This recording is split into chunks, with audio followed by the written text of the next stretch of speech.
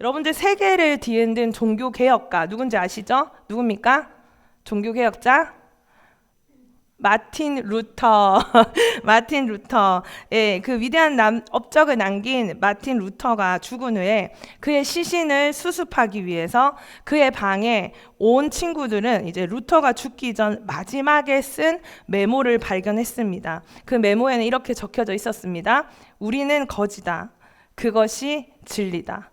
한번 읽어볼까요? 우리는 거지다. 그것이 진리다. 인간이 된다는 것은 무엇을 의미하는지, 루터는 자신이 한평생 어렵게 깨달은 신학적 관점을 이렇게 휘갈겨 쓴 한 줄의 글귀로 요약한 것입니다. 이것은 개인적 고백을 넘어서 모든 인간이 가진 연약함과 의존성을 함축적으로 표현한 말입니다.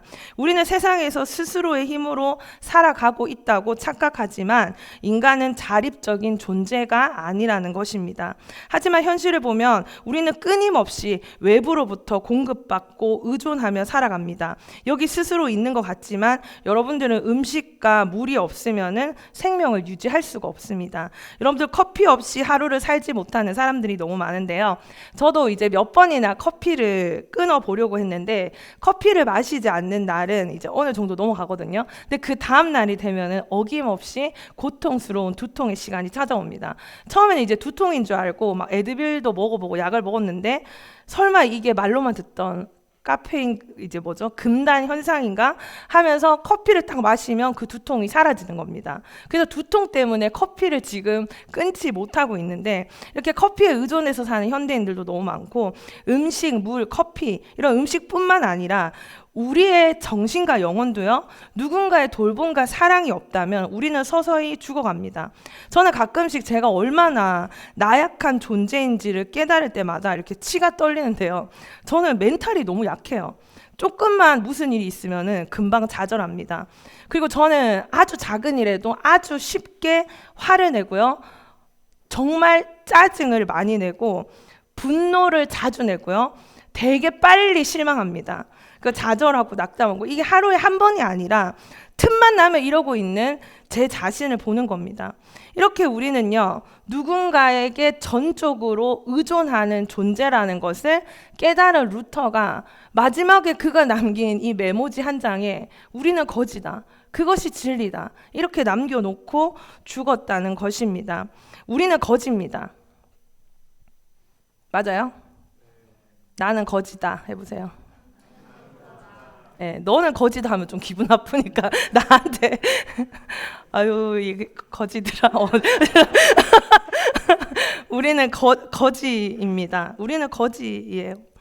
우리는 공급이 필요한 존재들이라는 것입니다. 여러분들 이것을 명심해야 합니다. 이것이 우리의 정체성입니다. 우리는 공급이 필요한 존재예요. 스스로 존재할 수 없는 존재라는 겁니다. 그렇게 우리가 살아가기 위해서는 필요한 양식이 있습니다. 그래서 오늘 우리 커넥션 카드 표지를 한번 볼까요?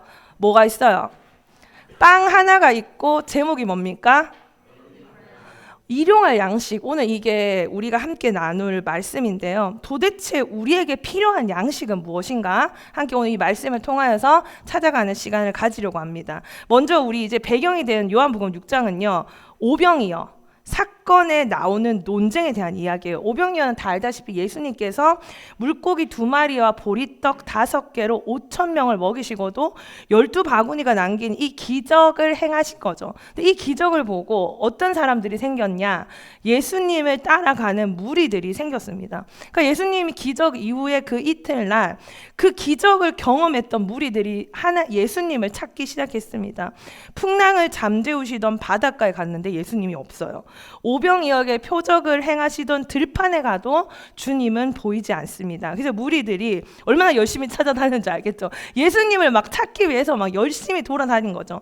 그러다가 이제 갈릴리 바다 건너 가버나움에 이르러서야 그곳에 계신 주님을 만나게 된 것입니다. 그래서 막 그렇게 찾으려고 애썼던 예수님이 딱 있으니까 너무너무 기뻤어요.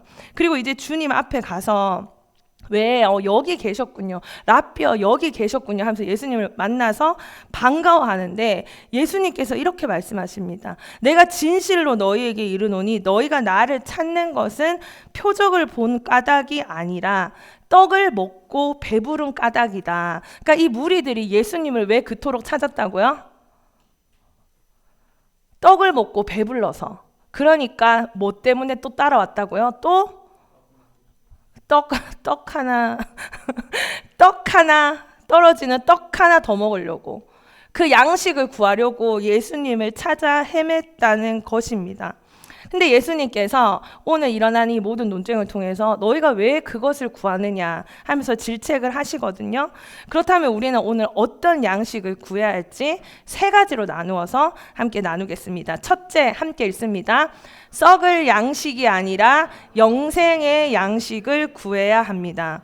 예수님을 찾아온 자들에게 예수님께서 이렇게 꾸짖으셨습니다. 썩을 양식을 위하여 일하지 말고 영생하도록 있는 양식을 위하여 하라. 자, 자신을 찾아 헤맨 무리들에게 너희가 나에게 왜 그런 것을 구하러 왔느냐 하신다는 것입니다. 그러니까 예수님께 구하지 말라는 겁니다. 그런 것들은요. 우리는 예수님께 무엇을 구하고 있습니까? 여러분들의 기도의 내용은 무엇입니까? 여러분들 마음의 소원은 무엇입니까? 예수님께서 만약에 여러분들이 그런 것들을 구하러 오늘 이 교회에 왔다면, 예배에 왔다면 예수님께서 뭐라고 말씀하신다고요? 그런 거를 나에게 구하지 말라 하신다는 것입니다.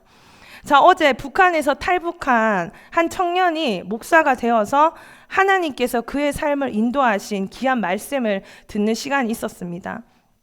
이제 이분인데요. 어제 우리 참석한 청년들이랑 같이 사진도 하나 찍었습니다. 네, 이렇게 함께 우리 제자들, 믿음의 제자들 함께 귀한 말씀을 들었는데요. 자, 이제 저를 보시고요. 북한에서 태어나서 평생 굶주림 속에 살다가 군대를 가게 됐습니다. 근데 군대에서도 역시나 먹을 음식이 부족했던 거죠. 신밥에 소금물 정도가 식단이었답니다. 근데 소금조차도 너무 귀한 음식이라 너무 오랜만에 소금을 먹은 사람들이 소금독이라고 해서 염독이 올라서 죽는 경우가 많았다고 합니다. 그러던 어느 날 너무 배가 고파서 모두가 잠든 시간에 옥수수를 하나 훔쳐서 옥수수 죽을 끓여 먹고 있었는데 높은 직책의 사람이 와서 이 밤에 무슨 음식을 먹고 있냐, 이 음식이 어디서 났냐 하며 주먹으로 머리를 크게 때렸습니다. 그때 이 병사가 지금까지 북한에서 살아왔던 모든 억압, 배고픔, 서러움이 한순간에 불같이 일어나서 전기도 없어 막 나무 꼬챙이들로 옥수수 죽을 끓이고 있었는데 그 불쏘시개 나무 꼬챙이를 하나 꺼내서 상사를 때린 것입니다. 그리고 서로 막 치고받고 난투극이 벌어졌습니다. 그 상사가 일단 늦었으니 부대로 복귀하라고 했고 그 길로 이 병사는 탈영을 했습니다. 그리고 군대로 다시 돌아가면 어떻게 될지 모르는, 그리고 저기 멀리 불빛이 보이는 남쪽으로 무작정 걸어온 것입니다. 그러니까 귀화하려고 한국으로 오려고 마음먹어서 준비한 것이 아니라 너무 배고프고 너무 서러워서 불빛이 있는 그쪽으로 넘어온 거죠. 그리고 7개의 철조망, 2m가 넘는 철조망을 넘는 그 순간에 지뢰도 하나 밟지 않고 그 7개를 그냥 다 넘어서 한국 땅을 밟게 되었습니다. 그리고 첫 번째 보이는 부대의 문을 두드려서 그렇게 기다리고 있어서 이 사건을 바로 노크 기순 사건이라고 한답니다. 그때 노크해서 기순한 그 병사로 인해서 그와 관련된 군 관계자들이 그 자리에서 바로 다 잘렸다고 합니다. 하지만 이 분이 한국에서 누구를 만났냐? 하나님을 만나게 된 것입니다. 이제 목사님이 되어서 어제 저희 교회에서 아침에 새벽에 말씀을 전해주신 건데요. 처음에 이제 한국에 22살에 왔으니까 청년부에서 이제 신앙생활을 하는데 한국의 청년들이 막 힘들다 막 너무 힘들어하는 거예요. 그래서 너무 고통스러워하고 힘들어하고 있는 청년들이 많아서 그래 너희 도대체 뭐가 그렇게 힘드냐 한번 들어보자 하면서 들었는데 미안한 말이지만 듣다 보니 이게 왜 힘들지? 왜 이것 때문에 힘들어하지? 이런 생각이 들었다는 겁니다. 직장 때문에, 관계 때문에, 돈 때문에 힘들어 죽으려고 하는데 그것은 세상 사람들도 다 하는 고민이고 힘듦인데 예수님 믿고 교회 다닌다는 사람들이 왜 저것 때문에 힘들어하지? 그런 생각이 들었다는 것입니다. 한국에 와서 예수님을 만나고 하나님의 사랑을 깨닫고 나니까 이제는 자신에게 고민과 생각이 달라졌습니다. 이분이 저 죽어가는 북한 사람들을 위해서 하나님이 나를 구원하셨구나. 여기까지 인도하셨구나. 하나님을 모르는 저 불쌍한 사람들을 위해서 내가 어떻게 살아야 할지를 고민하고 기도하기 시작했다는 것입니다. 저도 20년 전에 연변이라는 곳에 단기 선교를 가게 됐는데요. 그곳에서 탈북한 청년들을 만나서 함께 시간을 보낸 기억이 있습니다. 그들은 살기 위해 북한을 뛰쳐나왔어요. 근데 선교사님들을 통해서 복음을 듣고 하나님의 사랑을 알게 된 것입니다. 그들은 이곳에서 편안히 밥을 먹고 배부르게 밥을 먹고 살아갈 수 있지만 그들 대부분의 꿈은 다시 북한으로 들어가는 것이었습니다. 왜 북한으로 들어가는 거냐? 실제로 그 북한에서 죽어가는 영혼들을 위해서. 나는 이제 하나님의 사랑을 알았으니까 죽어가는 그 자들에게 하나님의 사랑을 전하기 위해서 나는 다시 돌아가고 싶다고 청년들이 고백하기 시작하는 것입니다. 제가 정확한 수치가 기억나지 않지만 어제 목사님 말씀이 탈북한 사람들이 34만 명쯤 되는데 그 중에 절반이 되는 사람이 돌아갔다고 합니다. 왜 돌아갔냐? 복음을 전하기 위해서. 그래서 목사님 하시는 말씀이 이 일은 한 개인에게 일어난 일이 아니라 하나님이 지금 북한을 흔들고 계시다는 증거라는 것입니다. 라고 말씀하시면서 어제 말씀을 전하신 목사님뿐만 아니라 탈북한 우리 또래들의 청년들도 함께 예배를 드렸습니다. 그들은 북한 땅에 죽어가는 영혼들을 위해서 지금 미국에서 돌아다니면서 집회를 하고 있습니다. 너무 짧은 시간이어서 목사님 우리 청년들이랑 같이 사진 찍어주세요 하고 사진을 찍었거든요. 근데 너무 아쉬운 거예요. 내일 혹시 우리 예배 시간에 말씀 전하실 수 없을까요? 시간이 없으시답니다. 저 막 너무 붙잡고 싶었어요. 어떡해, 너무 아깝다. 우리 청년들이 이 말씀 들었으면 너무 좋았을 텐데 목사님께서 말씀하셨습니다. 통일을 위해서 기도합시다. 기도합시다. 이 두 마디만 남기고 떠나셨습니다. 우리는 어떻습니까? 우리는 무엇을 위하여 무엇을 구하며 살고 있습니까? 우리가 예수님을 믿는다고 말하면서 우리가 구하는 것이 오늘 이 성경에 나오는 오병이하를 구했던 이들과 다를 것이 없다면 우리는 예수님께 똑같은 질책을 듣게 될 것입니다. 너희가 구하는 것이 무엇이냐? 그것을 구하려고 나에게 왔느냐라고 하신다는 것입니다. 예수님께서 무리들에게 이렇게 말씀을 하셨습니다. 썩을 양식을 위하여 일하지 말고 영생하도록 있는 양식을 위하여 하라. 예수님은 배고픈 자들의 배고픔을 해결해 주셨지만 진정으로 그들이 구해야 할 것은 무엇이었습니까? 영생의 양식이었습니다. 예수님께서는 먼저 그의 나라와 그의 의를 구하라. 그리하면 이 모든 것을 너에게 더하시리라 라고 약속하셨는데요. 우리의 필요를 구하지 말라고 한 이유가 뭔지 아십니까? 우리의 필요를 아신다는 것입니다. 예수님은요, 우리의 필요를 다 아셔서요, 들풀도 기르시고 공중에 나는 새도 키우시는 분이십니다. 하물며 하나님께서 우리의 필요를 모르지 않는다는 것입니다. 하나님 아버지께서는 우리의 필요를 채워주시기 때문에 우리는 그것을 구할 것이 아니라 먼저 그의 나라와 그의 의를 구하라는 것입니다. 아멘입니까? 그러니 우리가 구해야 할 것은요, 썩을 양식이 아니라 영생의 양식이라는 것입니다. 올해 우리의 기도 제목을 적었고 커넥션 카드에 우리가 기도 제목을 쓰고 있는데요. 여러분의 그 기도 제목을 채우는 그 칸에 내가 정말 예수님을 위해서, 예수님 때문에 복음과 관련된 것들을 위하여 여러분들은 얼마나 기도하고 있습니까? 지금 청년부에서 목사님을 포함한 12명의 단기 선교사들이 매주 선교 모임을 하고 있습니다. 제가 하나님의 선교라는 책으로 특강을 진행 중에 있는데요. 하나님께서는 아브라함이라는 자를 선택하시고 복을 주셨습니다. 그런데 왜 복을 주셨냐? 아브라함을 복 주기 위함이 아니라 아브라함을 통해 열방에 복을 주기 위해서라는 것을 우리가 어제 배웠습니다. 여러분들, 축복은요, 소유하는 게 아니라 나누기 위함입니다. 하나님은 임바울 목사님을 선택하셔서 북한에서 구해내셨어요. 그러면 어떤 사람들은 나는 럭키다. 나는 북한에서 탈출했는데 지뢰도 하나 밟지 않고 그 7개나 되는 그 철조망을 다 넘고 나같이 운 좋은 사람 없을 거야. 나 완전 럭키가야. 럭키 뭐 있잖아요. 럭키비키? 나 럭키비키야 하고 자기 인생을 끝냈을 수도 있지만 이 임바울 목사님은 뭐라고 이야기했다고요? 하나님이 나 하나 축복해 주려고 나를 꺼낸 게 아니라 북한에 죽어가는 영혼들을 위해서 그렇게 하셨기 때문에 나는 북한의 통일을 위해서, 북한에 죽어가는 영혼들을 위해서 나는 그것을 위해서 살겠습니다 하고 목사를 헌신하고 지금 이렇게 집회를 하고 계시고 수많은 탈북자들을 영적인 사역을 돕는 일들을 하고 계신다는 것입니다. 여러분들 고민하십시오. 하나님이 왜 나를 선택하고 왜 나를 지금 이 자리에서 말씀 듣게 하시고 왜 이 구원과 복음을 누리게 하시는 겁니까? 바로 나 한 사람 복음 깨닫고 하나님의 축복을 받으라는 것이 아니라는 것입니다. 하나님은 바로 나를 통해서 뉴욕에 있는 청년들과 세계 열방에 복을 주기 위해서 나를 축복하신 것입니다. 그래서 하나님은 나를 복의 통로, 축복의 통로로 만드신 것입니다. 내 옆에 있는 사람을 한번 보세요. 내가 이 사람을 통해서 하나님의 축복을 받고 있습니까? 나는 이 공동체에서 하나님의 축복을 흘려보내는 자입니까? 여러분이 받은 축복을 다시 한번 곰곰이 생각하면서 여러분 안에 스토어, 저장하고 축적하지 마시고 흘려보내고 나누고 나에게 주신 그 축복을 사명으로 살아가는 자들, 썩을 양식을 구하지 말고 하나님이 이미 아시니까 하나님께 구할 것을 구할 수 있는 자들 되기를 주님의 이름으로 축복합니다. 우리 두 번째 함께 읽습니다.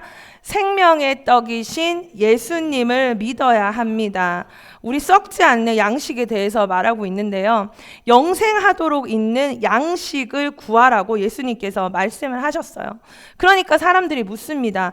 어떻게 해야지 하나님의 일을 할 수 있습니까? 여러분들 하나님의 일 하고 싶습니까? 하나님의 일 하고 싶습니까? 우리도 궁금하잖아. 하나님의 일이 도대체 무엇인지. 하나님의 일이 무엇입니까? 이렇게 묻습니다. 그러면서 뭐라고 이야기하는가 하면은 기록된 바 하늘에서 그들에게 떡을 주어 먹게 하였다 함과 같이. 언제입니까? 출애굽했을 당시에 하늘에서 만나가 내려왔다는 것을 이 사람들이 예수님께 말하는 거예요. 무엇입니까? 예수님께 다시 한번 그 떡을 구하는 겁니다. 그 썩어질 양식을 또 구하는 겁니다. 예수님께서 모세와 같이 하늘에서 양식을 내려주고 바위에서 물이 솟아나게 해주셔야 한다고 지금 말하고 있는 겁니다. 그런데 예수님께서 뭐라고 말씀하셨는가 하면은 하나님께서 보내신 일을 믿는 것이 하나님의 일이니라. 아멘. 하나님의 일은 뭐라고요? 하나님이 보내신 일을 믿는 거, 그게 하나님의 일이래요. 하나님이 보내신 이가 누구십니까? 예수님. 예수님을 믿는 게 하나님의 일이라는 것입니다. 여러분, 하나님의 일이 무엇이라고요?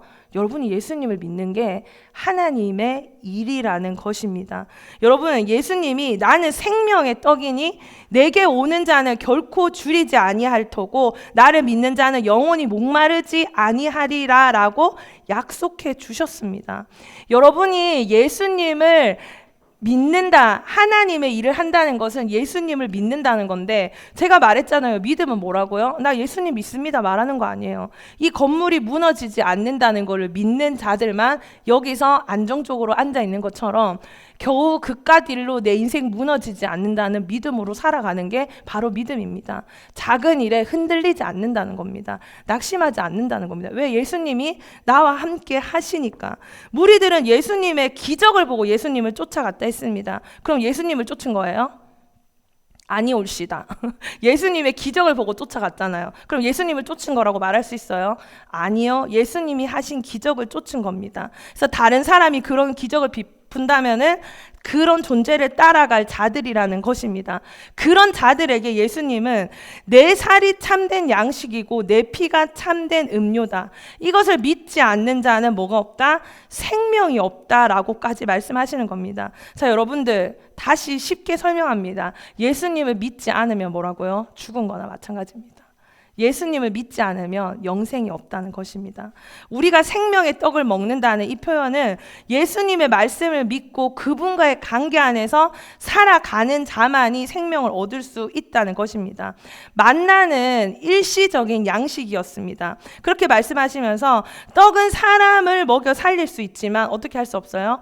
영원히 살도록 할 수는 없습니다.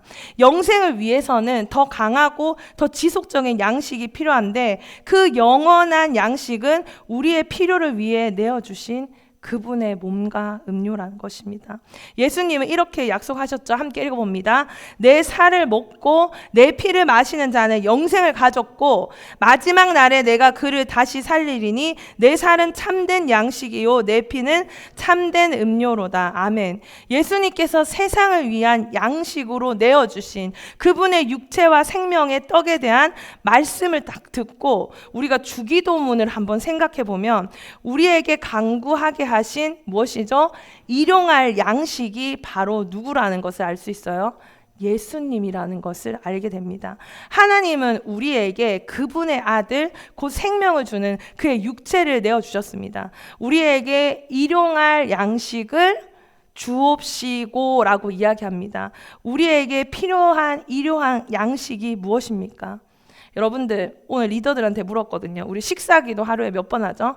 식사하는 만큼 뭐 3번 하시는 분도 있고 뭐 1일 1식 하시는 분은 1번 하시겠고 뭐 하루에 5번 식사기도 하시는 분들도 있겠지만 먼저 그의 나라와 그의 의를 구하는 기도를 몇 번 하십니까? 제가 리더들에게 물었습니다. 나에게 일용할 양식이 음식밖에 없습니까? 오늘 내가 채울 것이 음식밖에 없습니까? 아니요. 하나님의 그 말씀으로 채워져야 한다는 것입니다. 내가 밥 먹을 때만이라도 오늘 나를 말씀으로 채워주십시오. 오늘 나를 기도로 채워주십시오. 해야 하는 것입니다. 예수님께서 썩을 양식을 위해 귀한 생명을 낭비하는 어리석은 사람들을 영생하도록 하는 양식을 주기 위해서 이 땅에 오신 것입니다. 주님을 따르는 하나님의 자녀들이라면 썩을 양식과 함께 썩어질 것을 구할 것이 아니라 영생하도록 있는 양식을 먹는 자는 그 양식과 함께 영생할 것입니다. 자, 3번째 함께 읽습니다. 시작. 우리 육신이 매일 음식을 먹어야 건강을 유지하잖아요. 마찬가지로 우리의 영혼도 말씀을 통해서 양식을 얻어야지 강건해질 수 있습니다.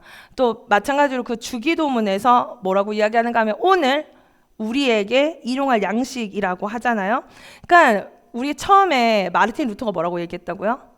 나는 거지다. 그것이 진리다. 이 기도가 뭔가 하면 오늘 하나님이 우리에게 주셔야지만 내가 산다는 겁니다. 여러분들 내 존재가 그런 존재예요. 나는 거지고 하나님이 주셔야만 살아갈 수 있는 존재야. 근데 오늘이라는 단어가 포함되어 있다는 것입니다. 커피랑 밥은 그렇게 꼬박꼬박 열심히 드시면서 말씀은요 365일 성경 읽기는요 큐티는요 하고 있으세요? 큐티 책에 보면은 매일 드시라고 이제 날짜별로 적어놨잖아요. 매일 하루에 3번 아니고 하루에 1번만. 그러니까 우리 리더들한테 제가 우리 청년들 큐티 잘하고 있는 것 같아요 라고 물었는데 12명이 다 고개를 숙이더라고요. 여러분들 대답이 아쉽게도 아니요 라고 이야기하더라고요. 여러분들 사랑하면 하라고 시키라고 했어요. 제가 그게 진짜 위하는 거라고. 관계 때문에 말 못하지 말라고. 사랑은 지금 아는 게 아닌 것 같아요. 지나면 아는 것 같아요.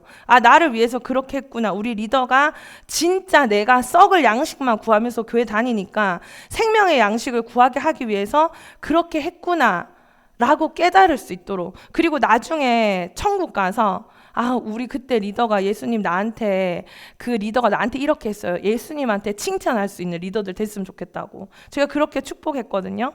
우리는 매주 이어지는 예배 있고요. 수요 예배 있고 토요 새벽 기도회 이제 시작된 뉴 윈드 그리고 은혜의 방편이 너무 많거든요. 근데 그렇게 풍성한 예배와 기도의 영적 양식을 1년에 딱 한 번 있을 여름 수양회 아니면 대단한 집회 다른 곳을 찾아 헤매고 있지 않습니까?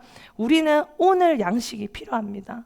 내 생명이 유지되기 위해서 오늘 우리에게 필요한 양식이 있다는 것입니다. 오늘도 주님 말씀으로 채워 주시옵소서. 오늘도 주의 뜻을 알게 하여 주시옵소서. 이것이 우리 식사 기도만큼이나 해야 할 기도인 줄 믿습니까?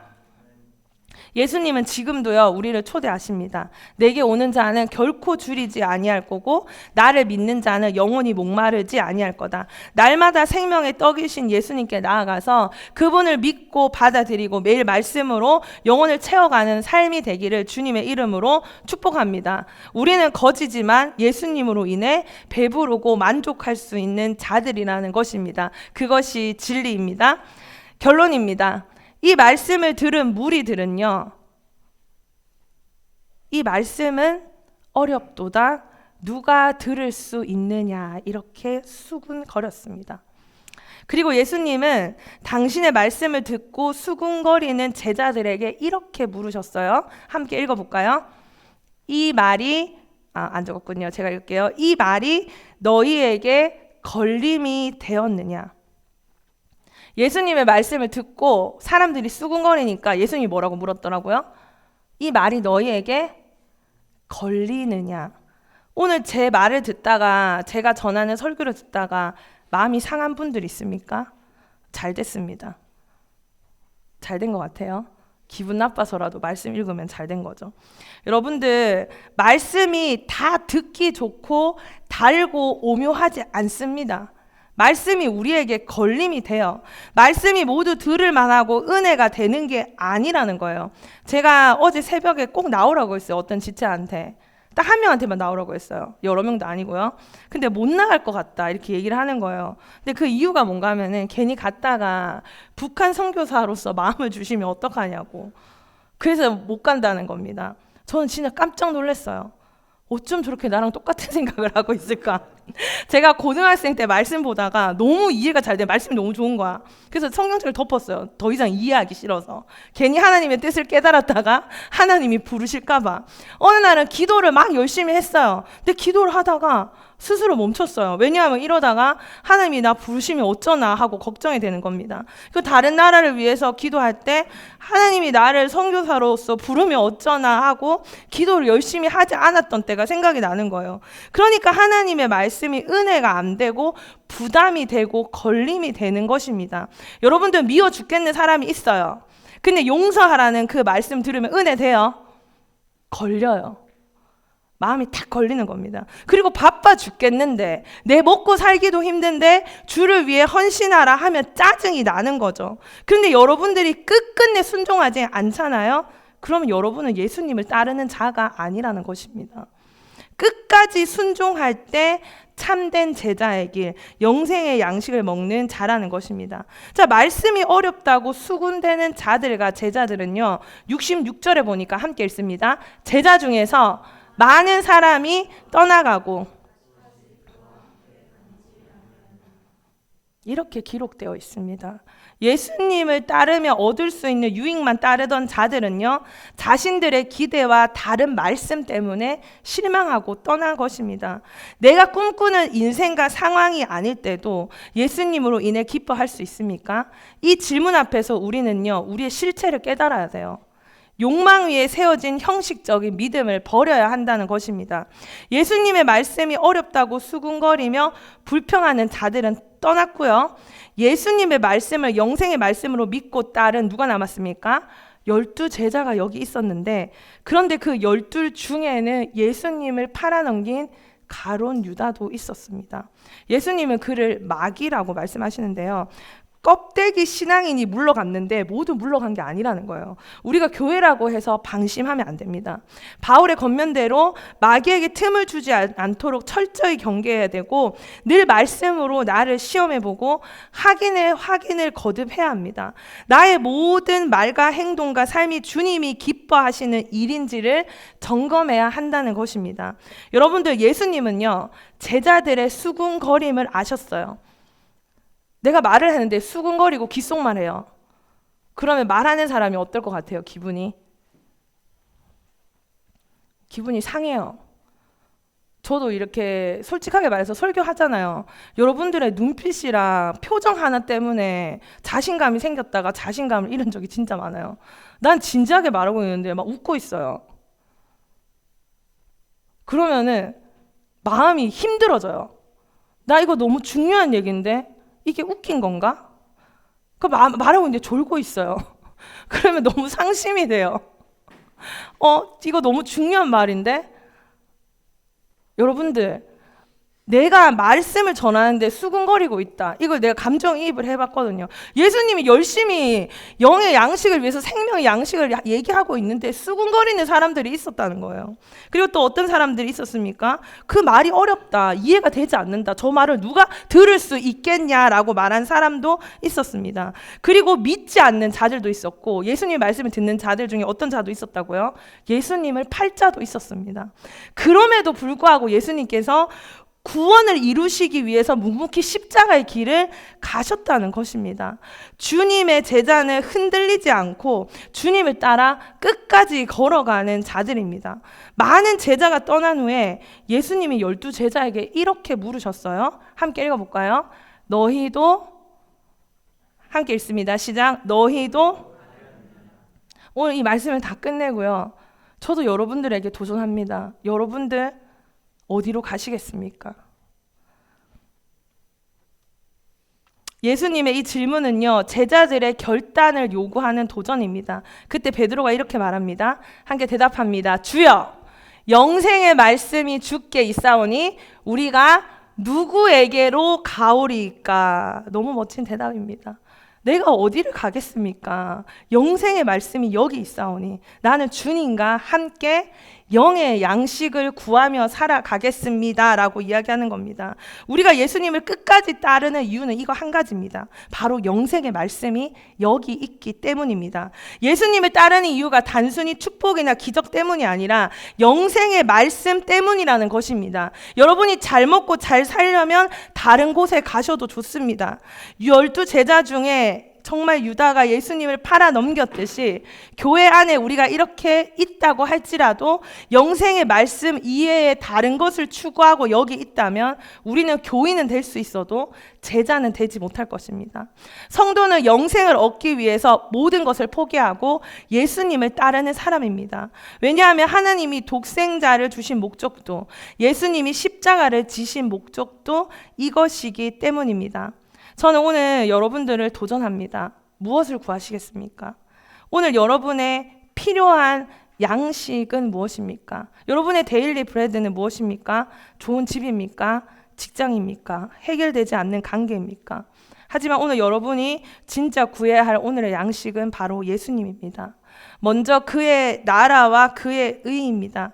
내가 있는 이 곳이, 내가 가는 모든 곳이 하나님의 뜻이 이루어지기를 구해야 하는 것입니다. 그래야면 모든 것을 하나님께서 채워주실 것입니다. 우리 다음 주 목요일부터 이제 목요 집회를 시작하는데요.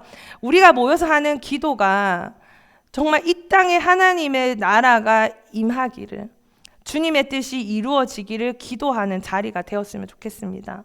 우리 자신만을 위한 기도를 해왔다면 이제는 우리가 서로를 위해서 하나님 나라를 위해 함께 기도할 때가 되었습니다. 그래서 오늘 저희가 뉴인드 초대장을 나눠줄 건데요. 함께 기도하기 원하는 사람들을 초대하십시오. 사랑하는 사람이 있습니까? 데리고 와서 기도해 주십시오. 제가 이번 주에 남편이 2주 동안 이제 출장을 가고 아들이랑 2주 동안 잠을 같이 잤어요. 예, 이제 아빠 없으니까 나 엄마랑 같이 자도 돼 이러는 거예요. 그래서 자기 침대를 벗어나서 제 옆에서 잠을 자는데 이제 아이가 눈을 감고 잠을 자는 모습을 보다가 제가 갑자기 너무 울컥하는 거예요. 왜? 내가 내 이 소중한 아들을 위해서 하루에 5분도 기도하지 않는다는 겁니다. 그래서 내가 하나님께 이렇게 기도했어요.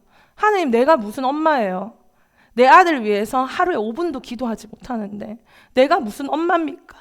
이렇게 눈물이 나오는 거예요. 여러분들 잘 교제하고 있죠? 사랑하는 사람을 위해서 5분도 기도하지 않으면서 사랑한다고 말하지 마세요. 여러분들 우리 공동체에 이렇게 한 공동체에 하나님이 붙여주셨잖아요. 우리가 서로를 위해서 하루에 1분도 기도하지 않으면서 어떻게 우리가 하나님의 사랑을 나누는 자라고 말할 수 있습니까? 너무 부끄러운 일이죠. 그래서 오늘 우리 이제 마을 디렉터들, 리더들에게 한 명 한 명 위해서 5분씩만 기도해도 30분 넘으니까 뉴윈드에서 이제 기도할 때 30분의 기도의 분량을 채우라고 했어요. 이제 30분 전에 일어나는 리더들이 있으면 이렇게 철창으로 이렇게 묶어놓고 자기 멤버들 위해서 기도하세요. 막 이렇게 서로 하자고 이렇게 웃으면서 얘기했는데, 웃으면서 하는 이야기지만 정말 진심으로 제가 이제 제자 훈련 받을 때 우리 목사님께서 한국에서 하루에 2시간을 기도하라고 하시더라고요. 그래서 제가 집에 와서 그래 2시간 기도하자 이러면서 기도를 했는데, 아무리 열심히 기도해도 눈을 뜨면 5분밖에 지나지 않은 거예요. 그래서 내가 어떻게 2시간을 기도할 수 있어요? 일주일 동안 트라이 해봤는데 안 되는 거야. 목사님 저 기도 못 하겠어요 2시간 동안. 목사님께서 말씀하시더라고요. 2시간 동안 앉아 있는 것부터 시작해 보라고. 그래서 2시간 동안 앉아있는 훈련을 하기 시작했습니다. 그냥 앉아있었어요. 2시간 동안 앉아있으니까 너무 시간이 아깝잖아. 그래서 기도를 했습니다. 가족 기도 끝내고 옆집 사람, 교회 사람, 옛날에 만났던 사람, 미래 뭐 막 이렇게 계속 기도했습니다. 기도의 지경이 넓어지더라고요. 한 3개월이 지나니까 기도하려고 눈 감고 뜨면 2시간이 지나 있더라고요.